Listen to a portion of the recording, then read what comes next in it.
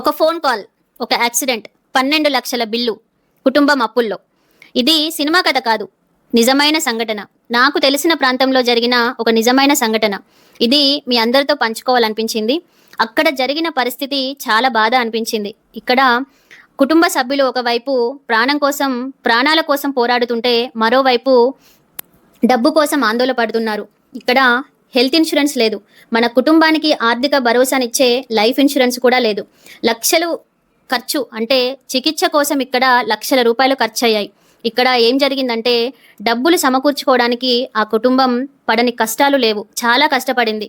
కానీ దురదృష్టవశాత్తు ఆ వ్యక్తి చివరికి ప్రాణాలు కోల్పోయాడు. ఇక్కడ మనం అర్థం చేసుకోవాల్సింది ఏంటంటే, తను ఎడ్యుకేటెడ్ కాదా అంటే వెల్ ఎడ్యుకేటెడ్, కానీ హెల్త్ ఇన్సూరెన్స్ తీసుకోలేదు, లైఫ్ ఇన్సూరెన్స్ కూడా తీసుకోలేదు.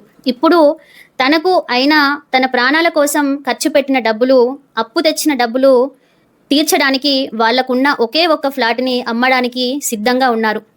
అంటే ఇప్పుడు ఇక్కడ ఇదే సిచ్యువేషన్ మన కుటుంబానికి ఎదురైతే మన పరిస్థితి ఏంటి అంటే, మనం ఏది జరిగినా మన కుటుంబానికి ఫస్ట్ ఆర్థిక భరోసా ఇచ్చిన తర్వాతనే మనం ఇంకో పనిలో నిమగ్నం అవ్వడం చాలా మంచిది. ఎందుకంటే మనకు యాక్సిడెంట్ అనేది ఎప్పుడు ఎక్కడ ఎలా జరుగుతుందో మనకు తెలియదు. కానీ లైఫ్ ఇన్సూరెన్స్, హెల్త్ ఇన్సూరెన్స్ మాత్రం కట్టుకోవడం మన చేతుల్లో పని.